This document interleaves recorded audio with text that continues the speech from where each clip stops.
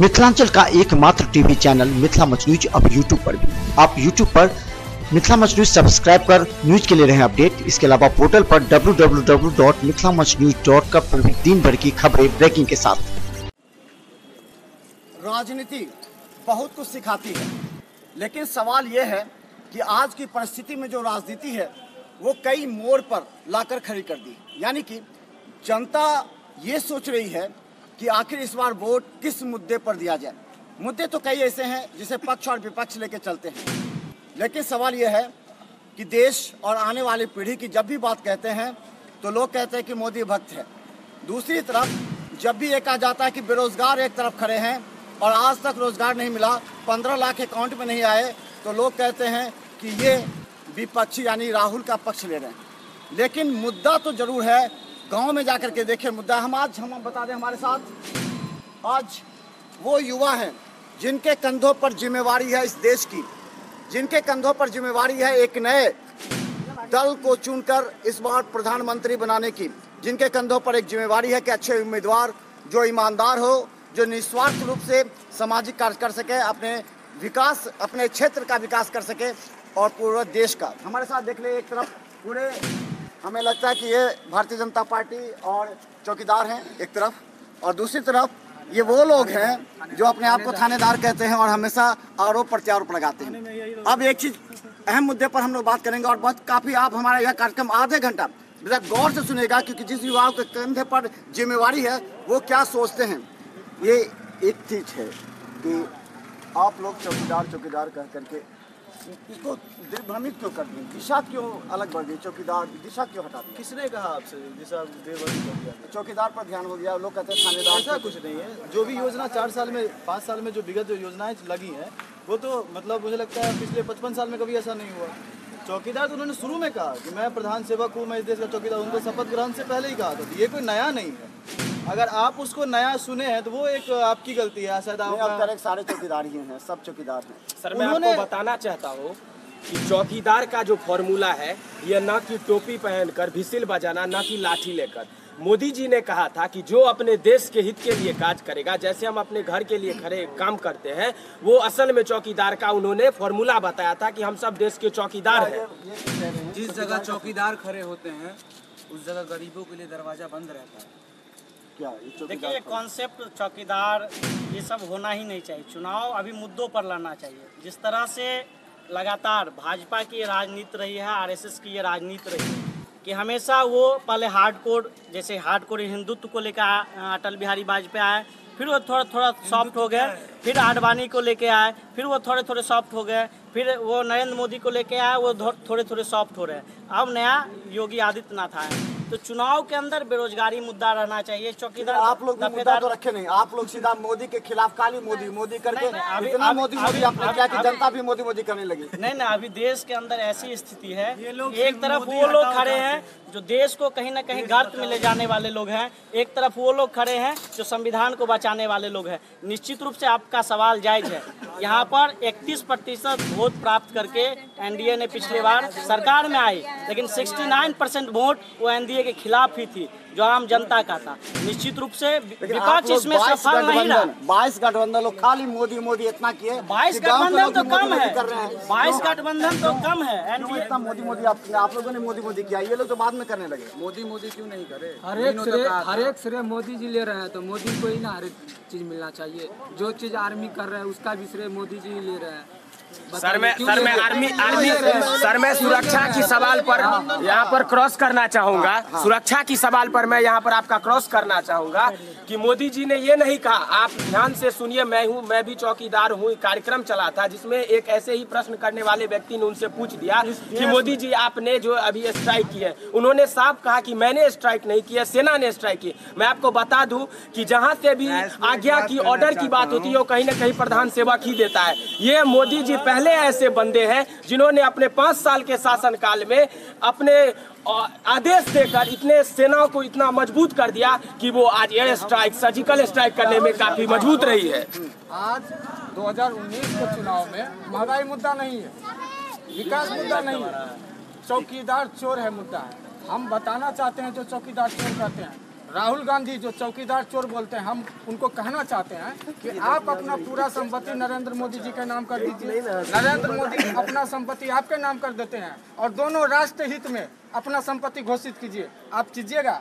ये देखिए तमाम जो मुद्दे हैं वो सिर्फ भटकाने के लिए है।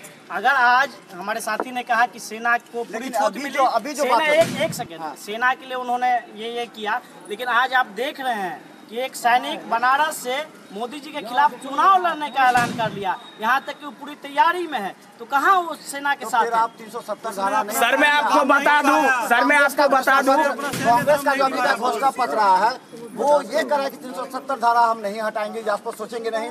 124A वो कह रहा है कि जो उस पर कोई बात नहीं होगी। उन्होंने ये कहा कि जो वहाँ पर अर्धसैनिक बल है उसको कम किया जाएगा। ये क्या हो गया? चुनाव समय क्या होता है? कभी कभी राहुल जी बोल देते हैं कि हम तलाक मुद्दे को जो वापस बिल वापस। राहुल जी अगर समझदार रहते तो ये 69% हमने जिस वोट का बात किया है निश्चित रूप से उसको समेटने में नागरिक प्रधानमंत्री बनेगा। ये यहाँ का लोकतंत्र नहीं कहता है कि चुनाव से पहले। अगर सेना के हित में मोदी जी करते कुछ भी, तो जिस दिन उनका संकल्प रैली था पटना में और जब उनका अर्थी आया था एक सैनिक का, तो उसको श्रद्धांजलि देने जरूर पहुंचते। 12 दिन में रैली में इतने मगरूर हो गए, हमने जवाब दिया है सर्जिकल स्ट्राइक का। 12 दिन में संकल्प रैली में इतने मगरूर हो गए, लेकिन एक नेता नहीं पहुंचा। मैं आपको बता दूं, एक नेता नहीं पहुंचा। मैं आपको बता दूं, जहाँ तक भाई साहब ने श्रद्धांजलि अर्पित करने की बात की है, जहाँ तक इन्होंने श्रद्धांजलि अर्पित करने की बात की है,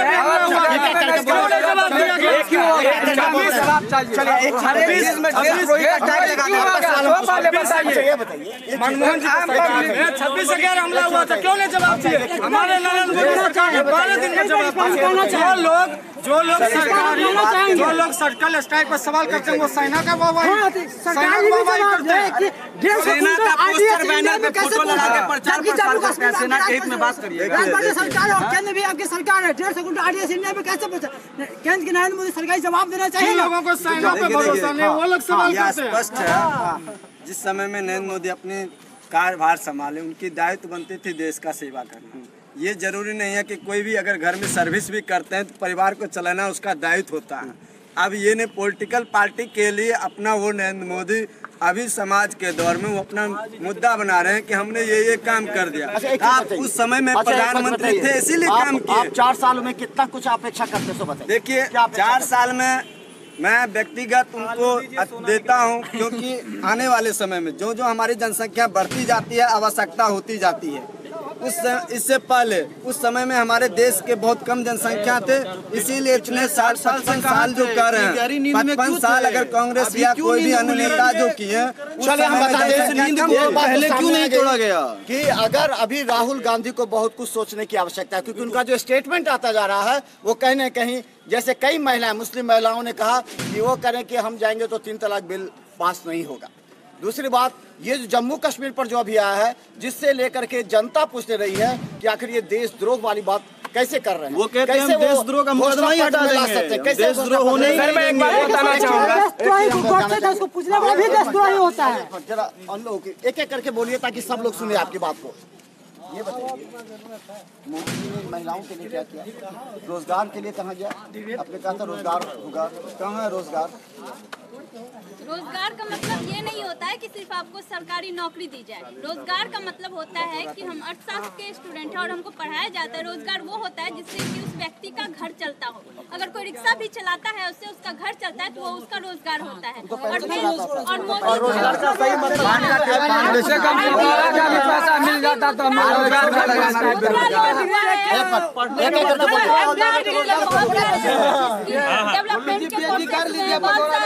तो ये मुद्रा लोन के तहत बहुत ये लोन दिया गया लोगों को, ताकि लोग अपना रोजगार शुरू कर सके। मोदी जी ने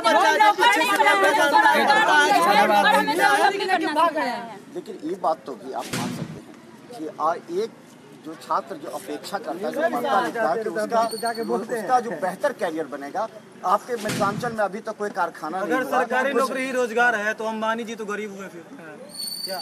पूरे गरीब हुए, अंबानी जी गरीब को तो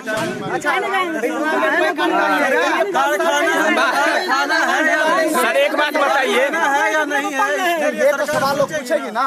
अभी ट्रेन से जाके देखिए, मुंबई सब जगह जा रहा है। सर एक बार बताइए, अगर ये सवाल रिक्शा चालक रोजगार होता हम लोग के लिए, रिक्शा अभी भी रिक्शा खरीद के दे कम से कम हम युवाओं को। हरियाणा अभी भी लोग जा रहे हैं। क्यों जा रहे हैं? मिथिलांचल में अगर रोजगार होता है, आज अगर ट्रेन में जाइएगा तो पूछेंगे, हम लोग पूछते हैं तो ट्रेन में जा रहे बाहर वाले कहते हैं कि यहाँ अभी रोजगार के साधन नहीं है, यहाँ मिथिलांचल में उद्योग नहीं हुआ। आपका जो पड़ा हुआ था अशोक पेपर मिल, ये सब आज तक नहीं हुआ। ये आपका देखिए ये हमारे पिछले सरकार जो भी मिल था ये बंद कब से है? पिछले सरकार की बिहार में सरकार ने क्यों नहीं चालू किया? सरकार की गलती है।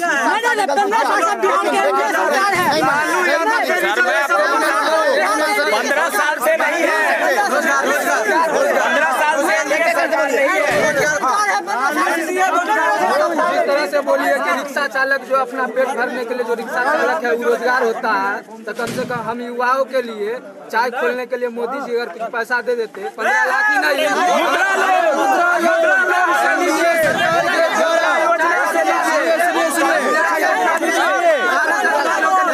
एनडीए सरकार के द्वारा जो बेरोजगार है, एनडीए सरकार के जो बेरोजगार है उनको हर महीने 20,000 दिया जाता है।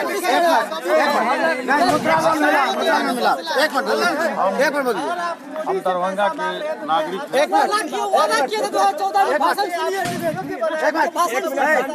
अच्छा एक एक करके बात सुने ताकि आपकी बात सुने लोग। हाँ, एक नागरिक के हैसियत से हम कहेंगे कि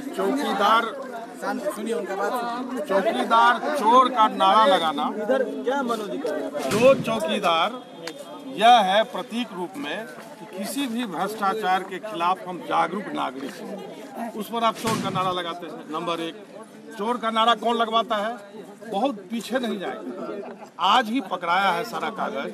जिग्नेश शाह से इन्होंने पैसा लेकर के पैसा भी लिया और करोड़ों का प्रॉपर्टी अपने नाम से राहुल गांधी ने खड़ा किया। राहुल गांधी कोई नौकरी नहीं करते हैं, कोई व्यवसाय नहीं है, कोई नौकरी धंधा नहीं है, फिर भी करोड़ों का मालिक, करोड़ों के मालिक बने उस जिग्नेश शाह, और मोदी जी करोड़ों के मालिक बने हुए उस जिग्नेश शाह से, वर्ल्ड की चौथी सबसे बड़ी उस जिग्नेश शाह से जो भ्रष्टाचारी है उस पर मुकदमा चल रहा है, तो सारे भ्रष्टाचारियों से मिले हुए और कहते हैं चौकीदार चोर है। नंबर एक। नंबर दो, उनका मैनिफेस्टो देखिए आप, उनका मैनिफेस्टो देखिए, कहते हैं देशद्रोह का हम जो सीआरपीसी का धारा है उसको हटा लेंगे। सीआरपीसी अगर आप हटा लेते हैं देशद्रोह का, तब तो आतंकवादी जेल जाएगा नहीं। अच्छा एक चीज बताना चाहते हैं, जो सीनियर सिटीजन है वो किस मुद्दे पर वोट देंगे? क्या देश के मुद्दे पर, या फिर उनको कुछ बेनिफिट मिल रहा है? क्या मिला उनको? अभी देश की रक्षा कैसे हो, देश की सीमा कैसे मजबूत हो, सेना के साथ कौन रहने वाला है, आतंकवादियों के साथ कौन मदद कर रहा है कि हम देशद्रोह का कानून हटा लेंगे, कश्मीर से सेना हटा लेंगे। जिस कश्मीर में घर घर में सो आप आतंकवादी पैदा कर रहे हैं, उससे अगर सेना हट जाएगी तब तो बम्बई में, दरभंगा में, मधुबनी में बम ब्लास्ट जो हो रहा था होगा। देखिए तो ये जो अभी मुद्दा तो छाया हुआ है, ये सब सच नहीं बोलना चाहिए। घोषणा पत्र में एक्चुअली ये पूरा प्रोपेगेंडा है भाजपा के, मुद्दाओं को भटका देना। हमारे जिस तरह से चाचा ने बोला है, देशद्रोह राजद्रोह क्या होता है, राजद्रोह और देशद्रोह क्या होता है, वो कानून वहाँ हटाया जाएगा जब सरकार के खिलाफ कोई बोलेगा तो राष्ट्रद्रोह देशद्रोह नहीं होगा। इसी के कारण आप अंग्रेज के समय का भी इतिहास अगर उल्टाएंगे, के खिलाफ भी राजद्रोह का मामला था। हाँ, एक बार जेएनयू में बोला गया था, जेएनयू में बोला गया था जो भारत के टुकड़े होंगे, बोला गया था, किसी पार्टी का नहीं होता है, अगर बोला गया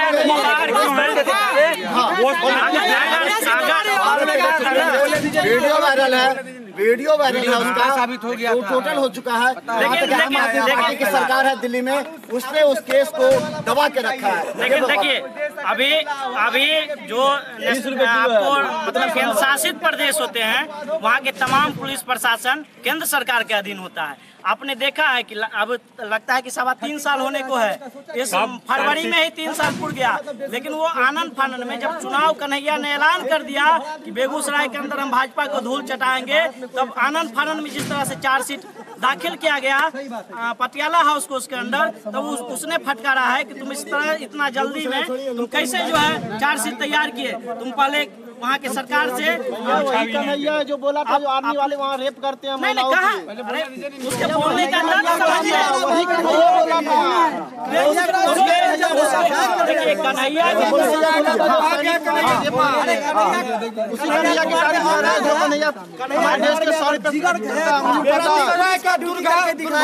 कन्हैया कुमार ट्रैफिक पुलिस सेना को बोलता है कश्मीर में कश्मीरी महिलाओं का रेप करता है। देश के दुर्भाग्य है जो उस समय अंग्रेज के तलवार चाटने का काम कर रहे थे, उस देश के सत्ता पर परिवार का अभी उन्होंने कहा, कन्हैया ने ये कहा, यहाँ की कांग्रेस ने मुजफ्फरपुर जो है बालगिरी के हत्यारे। अब मुद्दा मत भटकाइए, मुद्दा मत भटकाइए। उन्होंने पूछा कन्हैया का मुद्दा देखिए ये बहुत ही मतलब हम लोग को शर्म आता है कि हम उस देश में रहते हैं जहाँ का कानून व्यवस्था इतना लचर है कि कोई देश के विरोध नारा लगाने वाला भी आदमी बाहर घूम रहा है और गृह मंत्रालय उसको सुरक्षा दे रही है। हम लोग मतलब अपने आप को बड़ा घृणित महसूस कर रहे हैं। हम लोग आज यह घृणित महसूस कर रहे हैं सेना के खिलाफ बोलने वाला राजनीति पार्टी हो रहा है।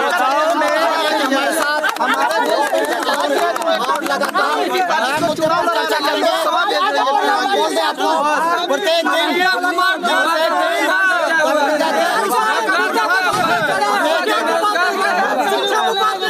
दरभंगा के चौराहे पर हम आपसे मिलने आएंगे और हम सही बात जनता तक पहुंचाने का प्रयास करेंगे।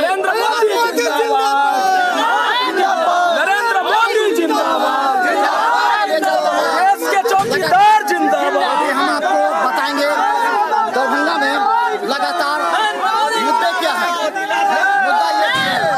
मुद्दा एक वो भी है जो गांव में जाके देखिए, गांव में महिलाओं को महिलाओं को मिला या नहीं, गैस मिला या नहीं, जा करके गांव में देखिए 24 घंटे बिजली है या नहीं।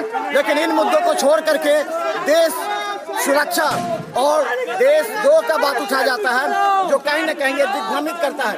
ये देखना पड़ेगा कि देशद्रोह और देशभक्त के मुद्दे को हट करके आज गांव में गरीबों को क्या मिला, आज शहर में रहने वाले युवाओं को क्या मिला।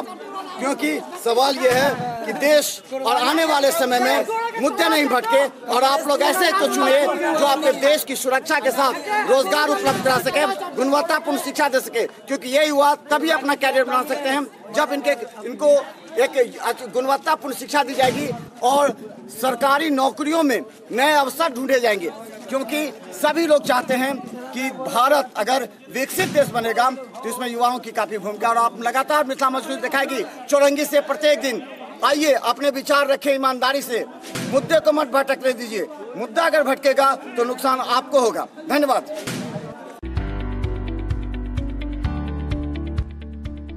एसएम रेजेंसी एसी, वाईफाई एवं आधुनिक सुविधा से सुसज्जित हर एक कक्ष,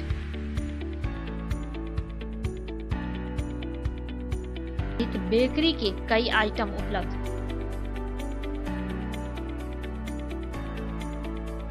स्वादिष्ट फैमिली रेस्टोरेंट आपके स्वाद पर वर्षों से खरा। आपकी संतुष्टि हमारा विश्वास, अवश्य पधारें। Rose the Medicity by doctor M K. Shukla, Darbhanga के ग्रामीण से शहर तक का एक विश्वास। रोज द मेडिसिटी, इमरजेंसी, शिशु एवं सामान्य के साथ हर चिकित्सीय व्यवस्था। संपर्क करें Rose the Medicity, Digghi west, Bisartola, Darbhanga.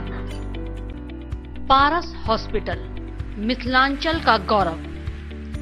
Outdoor में विशेषज्ञ चिकित्सकों की सुविधा, गंभीर मरीजों के लिए हाईटेक इमरजेंसी, हर सुविधाओं से lace.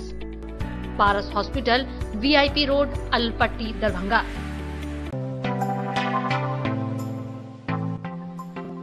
Metro test tube baby centre, Bakarganj Daru Bhatti चौक के आगे, बिहार स्टेट हाउस के सामने। बिहार का पहला अत्याधुनिक IVF लैब दरभंगा में। इमरजेंसी सेवा के साथ सभी स्वास्थ्य सेवा उपलब्ध।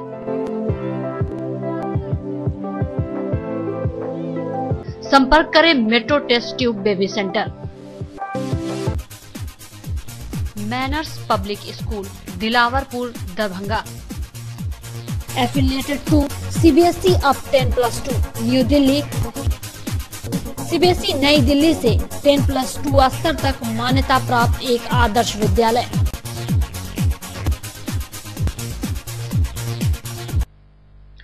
जल्द संपर्क करें manners public school, Dilawarpur, Darbhanga.